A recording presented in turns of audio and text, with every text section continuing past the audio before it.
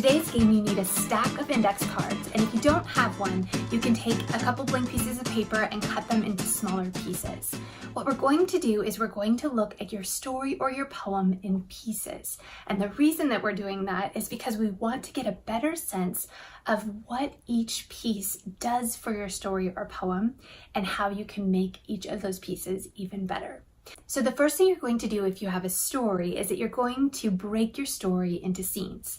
Picture a play where the lights are going to go up and go down between each scene, and you need to figure out which moments are scenes of themselves. You may also have some pieces in your story that are transitional. There might be a little bit of summary that gets you from one scene to the next. And for right now, I don't want you to worry about those summary sections. I want you to worry about the scenes. So give each scene an interesting title and put those on your cards. While you're doing that, I want to talk to people who are working on poems. So if you're working on a poem, I want you to put each line on a different card because I want for you to be able to spread your poem out and see what each line is doing. Is it building on the next? Is it adding new tone? Is it changing the tone? Now, if you have a very long poem, say a narrative poem that's telling a story, you might instead decide to do this activity with the story writers and use the idea of scenes instead of putting each line on a card. Either way, I want you to break your poem into pieces that you can take a look at. So if you need to, pause the video, do the work of breaking your story or poem apart, and then come on back when you're ready. So now you've broken your story or your poem into these different pieces. Now what I'd like you to do if you're writing a story is to look at each scene.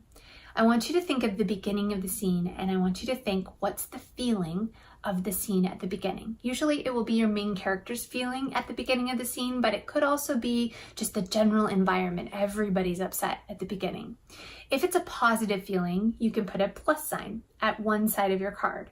And if it's a negative feeling, you can put a negative sign on one side. And on the other side of your card, do the same.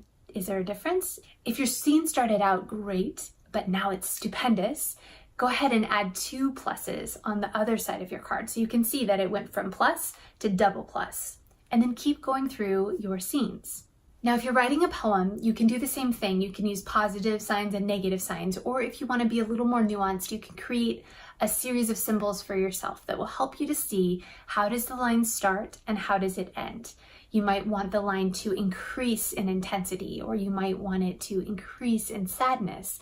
You might want it to decrease in intensity or slow down. So whatever your symbols are going to be, go ahead and make yourself a little key and then go through your poem and analyze, what am I doing here? Now, once you've had a chance to look through your story and see how things are changing through the scenes, or to look through your poem and see how the tones are, you can start to think about, okay, do I have the right lines? Do I have the right scenes? Do I have too many of the same kind of line or too many of the same feeling scenes? If that's the case, now's the time for you to add in a new scene or take out a scene and see what happens. The great thing about the cards is that you can actually pull a scene out without ruining your story and just envision what it would look like if it wasn't there. Or you can add something new in and see what might happen.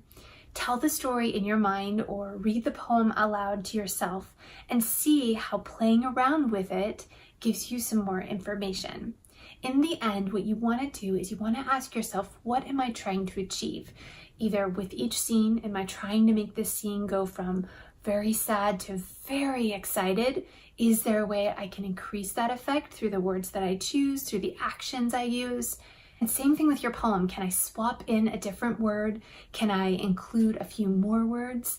What will help me really achieve the effect that I'm trying to create with my words or with my scenes or with both? So go ahead and play around with the possibilities. If you want to, you can pause the video again and see what you can find. I've also included some pages that might help you experiment. On the first page, it's trying 3 with your story, and on the second, it's trying 3 with your poem. So with a story, so in this scene, I want to introduce my main character's strengths and weaknesses. Or in this scene, I want to challenge my character in a significant way. Whatever your goal is, put that at the top, and then think about 3 different ways you can do it. Even if you're going to ultimately keep the idea that you've already written, this exercise is very helpful because it can give you ideas for elements that you can even add to the scene that you currently have so that you give it more of that feeling or tone you're going for. And for the poem side, I want you to think about an original line and then try it out in a few different ways. Again, this is just another opportunity for you to try some different possibilities and see what is going to create that tone or that rhythm or that feeling that you're really going for here. Ultimately, what you're aiming for is a strong understanding of what you, the writer, are intending to do with your words and making that happen for your reader. So if you're not sure if you're being successful, another great way to check this out is to show it to someone else. So show someone else your cards and tell them your story and see how they react and see if you're having the effect that you want. Read your poem out loud to someone else and ask them what a particular line feels like to them. All of this feedback will give you more information about if your story or your poem is having the effect that you want, and those are important things for you to know before you submit your story or poem for the contest. I hope you have fun playing around with your revision, and in our next video, we're going to go through one final checklist, a publishing checklist, details that you can finalize as you think about making sure that your story or poem is exactly the way you want it before you submit it for the contest. I look forward to seeing you very soon, and in the meantime, here's to you and your creativity.